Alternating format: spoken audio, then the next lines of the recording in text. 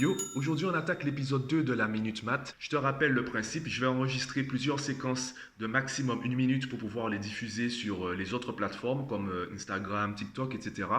Tout en partageant une nouvelle vision, une nouvelle approche d'une notion mathématique vue à l'école, donc jusqu'en terminale. Et aujourd'hui, j'aimerais te parler de calcul mental et donc entre autres de la fameuse calculatrice. Mais avant cela, j'aimerais te partager une anecdote. Ce matin, il y a une mère qui m'a contacté et l'appel a été très court. En gros, ça donnait ça. Bonjour, j'ai eu votre contact. On m'a dit que vous donnez des cours de maths. Ce à quoi j'ai répondu, non, je fais du coaching en utilisant les mathématiques.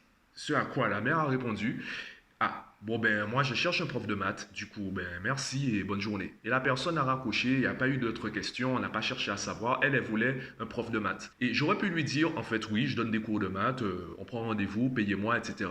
Sauf que ça, j'ai arrêté de le faire. Surtout, j'ai arrêté de m'expliquer, de me présenter au téléphone. Je dis carrément, je fais du coaching. Et en fonction de la réponse, de la réaction de la personne, je sais si ça vaut le coup ou pas de continuer la discussion. Alors, pourquoi je dis que je ne donne plus de cours de maths? La raison est très simple. Aujourd'hui, tu as énormément de contenu gratuit sur Internet. Tu as énormément de façons différentes de bosser les maths seul à la maison et surtout de manière gratuite.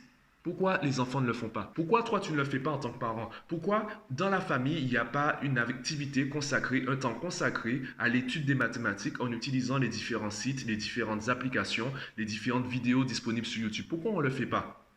Eh bien, c'est là où moi je travaille. C'est dans la réponse à cette question que se situe mon travail.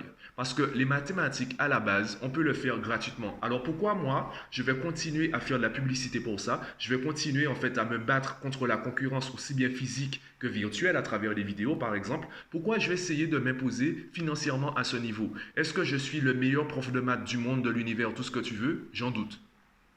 Et c'est pour cette raison que je me suis tourné vers le coaching. Je me suis tourné vers ce qu'il y a en amont, la motivation, la méthodologie. En fonction de la problématique de l'enfant, il y aura des méthodes, des solutions, des réponses différentes. Si l'enfant, par exemple, n'est pas intéressé par l'école, n'est pas motivé, eh bien, je vais discuter avec lui pour l'aider à créer un objectif qui va le pousser, lui donner envie de se dépasser, par exemple. Peut-être aussi que l'enfant, en fait, il est simplement mal organisé. Il travaille beaucoup, il fournit beaucoup d'efforts inutiles et il ne voit pas les résultats. À cet enfant-là, je vais proposer une organisation, un planning, ainsi qu'une méthodologie pour qu'il soit efficace et diminue les efforts inutiles. En fonction du besoin, il y aura une réponse différente. C'est là où se situe mon travail.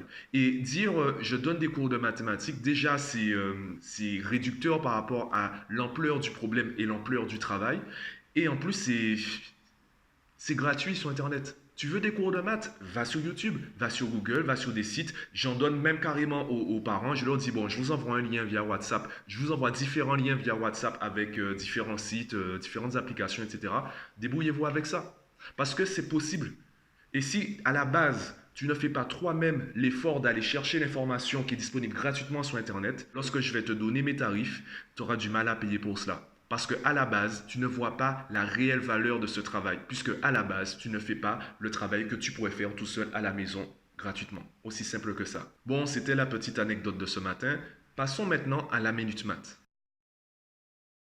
Je pourrais faire plus de parties. Là, je me suis arrêté à 4 parties. Je pense que je pourrais en discuter plus longuement. Sauf que la Minute Math, c'est un contenu qui s'adresse aux adolescents, les lycéens, voire les collégiens. Et je pense qu'il est beaucoup plus intéressant pour ce contenu qui soit facile, qui soit accessible à tous et qu'on n'aille pas trop en profondeur. Donc, je vais m'arrêter à cela pour aujourd'hui. Pour ceux qui veulent aller plus loin, ben déjà, faites déjà les conseils proposés dans cette vidéo. Commencez par travailler un peu tous les jours à utiliser les sites, les applications qui sont à votre disposition gratuitement. Pareil pour les cours de maths. Là, on pourra discuter, on pourra envisager des solutions, voire des prestations. Donc, je te laisse tester ça. Dis-moi ce que tu en penses en commentaire une fois que tu as testé.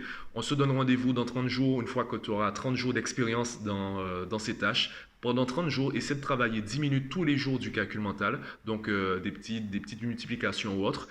Et dis-moi ce que tu en penses en commentaire. Voilà.